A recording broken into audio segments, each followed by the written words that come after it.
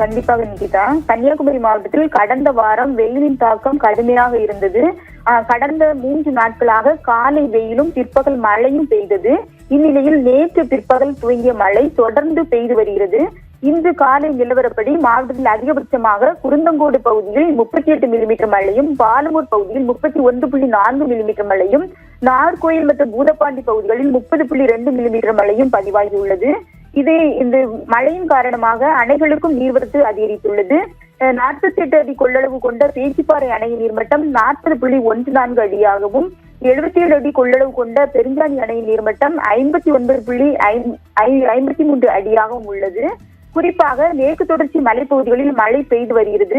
இந்நிலையில் தற்போது கோதையாறு அருகே மோதிர மலையின் கனமழை சூறைக்காற்று சாலையில் குறுக்கே காட்டு மரம் ஒன்று முறிந்து விழுந்துள்ளது. இது குச்சியார் வழியாக செல்லும் மலை கிராமங்களுக்கு செல்லும் போக்குவரத்து இதனால் பெரிதும் பாதிக்கப்பட்டுள்ளது. இந்த மரமானது மின் கம்பி மீது விழுந்ததால் மின் இணைப்பு அப்பகுதியில் உள்ள இடங்களுக்கு துண்டிக்கப்பட்டுள்ளது.